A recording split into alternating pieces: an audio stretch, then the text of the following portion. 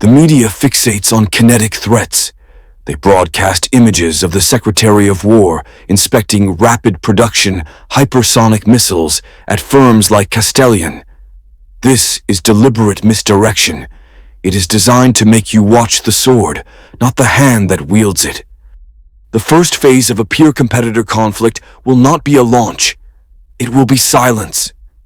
The primary objective is not to create a crater, but to sever the digital nervous system of the global financial military complex. The real vector of attack is asymmetric and functionally invisible.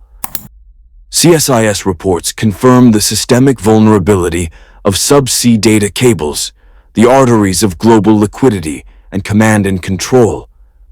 A coordinated campaign to sever these lines, paired with a non-kinetic blinding of satellite constellations, is the blueprint for the opening minutes of the next war. This protocol creates the blind Leviathan, a state possessing overwhelming kinetic force that can no longer see its targets, communicate with its assets, or coordinate a response. Its carrier groups become multi-billion-dollar liabilities. The kinetic cost of this induced blindness is mathematically infinite. It is from this engineered state of systemic paralysis that the doctrine of asymmetric escalation is triggered. The hypersonic strike is not the opening move. It is the spasmodic, pre-authorized response to being blinded. The silence is the trigger for the kinetic scream. A protracted, conventional war is unwinnable for the United States. This is not an assessment of military will. It is an accounting reality.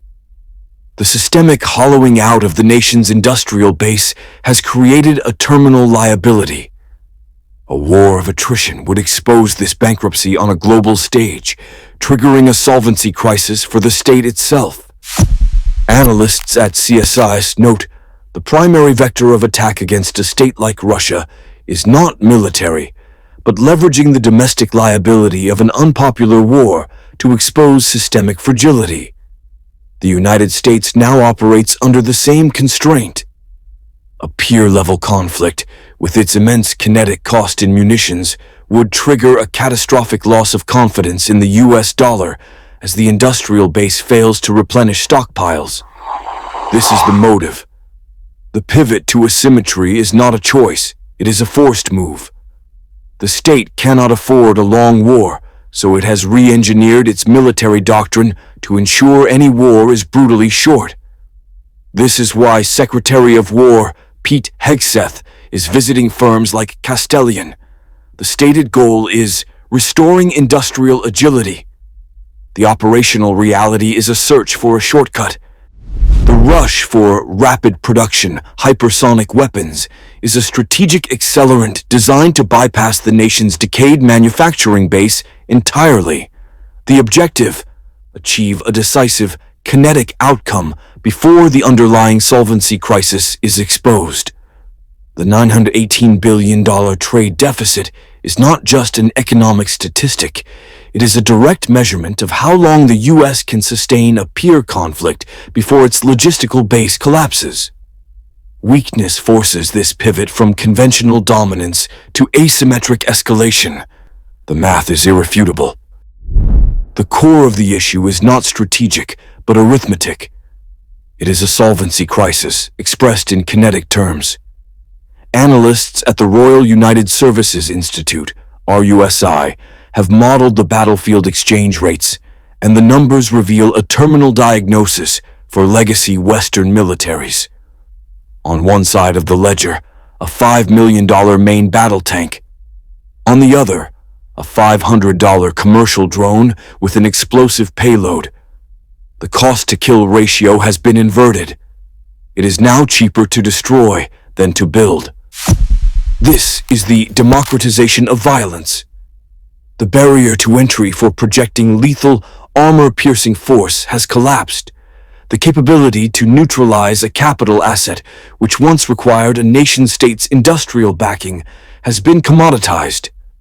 The United States economic model, predicated on decades of outsourcing and a staggering $918 billion trade deficit, is optimized to produce the $5 million asset. It is systemically incapable of competing in a war of mass and attrition against an adversary who can field 10,000 threats for the cost of one American platform. This imbalance creates a fatal liability. A protracted, conventional conflict becomes an unwinnable accounting problem. The U.S. would face industrial exhaustion and battlefield bankruptcy. Therefore, the rush by figures like Secretary of War Pete Hegseth to field rapid production hypersonics is not a sign of strength. It is a desperate hedge against this industrial decay, a strategic accelerant designed to achieve a decisive, kinetic outcome before the underlying solvency crisis is exposed. The doctrine shifts from winning a war of attrition to preventing one at all costs, transforming economic weakness into a direct vector for a launch-on-warning posture. The geographic locations of escalating regional instability are not a matter of chance. They are chosen. These zones function as proxy laboratories, low-cost environments for testing kinetic protocols and hardening supply chains before a systemic solvency crisis is exposed during a full-spectrum conflict. The root cause is not ideology. It is an accounting reality. Before recent structural shifts, the U.S. trade deficit reached a staggering $918 billion, a direct numerical representation of its hollowed-out industrial base. This is a terminal liability. A nation that cannot build can no longer sustain a protracted, conventional war of attrition. The math does not permit it. This explains the strategic pivot. The visit by Secretary of War Pete Hegseth to firms like Castellian is not a standard inspection. It is the state validating a new doctrine. The focus on rapid production hypersonic weapons is a desperate compensation for industrial weakness, an accelerant designed to achieve a decisive outcome before the opponent can leverage their own manufacturing depth. This is where the gray zones become critical. Worsening instability in regions flagged by security analysts at RUSI and CSIs serve a purpose. They are not the main event. They are the staging ground.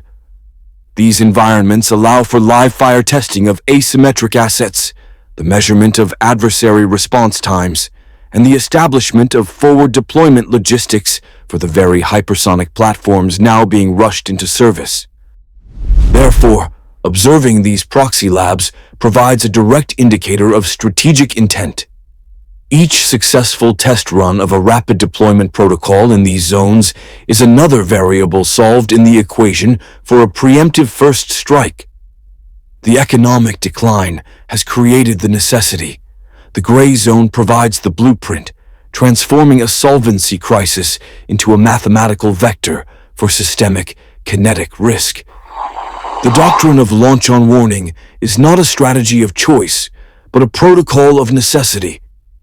As detailed in numerous CSIS and RUSI wargames, it is an automated response system.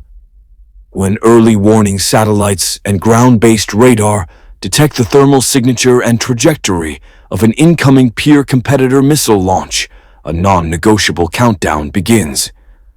The objective is to launch a retaliatory strike before the incoming warheads can destroy the nation's own land-based arsenal.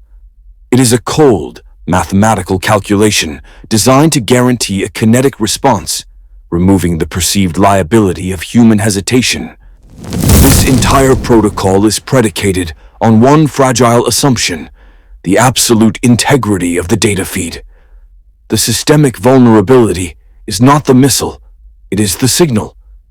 A sophisticated cyber attack, designed not to destroy, but to blind, creates what analysts term the fog of digital war. It doesn't need to spoof an incoming missile. It only needs to sever the data link to the early warning network. The screens go black. In that moment, the commander is faced with a zero-sum solvency crisis.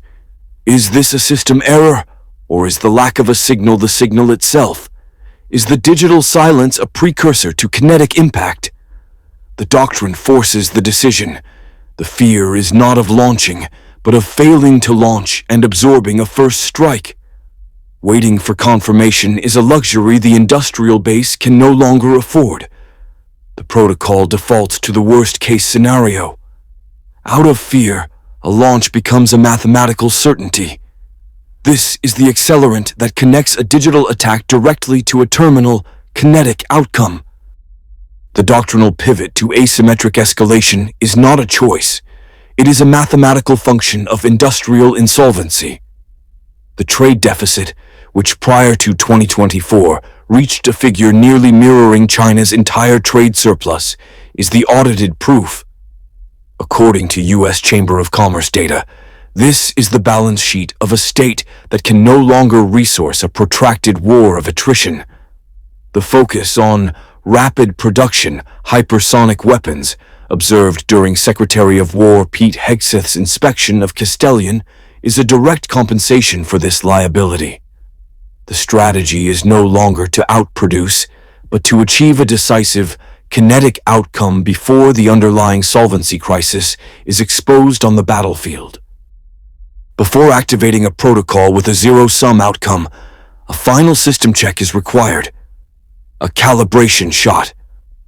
According to analysts at CSIS, this test must be attribution impossible, designed to measure an adversary's crisis response protocols without triggering a kinetic cost. It is a live fire drill on the economic battlefield. Within the next 12 months, anticipate a full-spectrum digital blackout of a primary East Asian container port's logistics and data processing network. The disruption will last approximately 72 hours, creating a systemic shock to regional supply chains. The event will be officially designated a non-state actor cyber attack. This will be incorrect. It is the final signal before a launch on warning posture becomes the default state.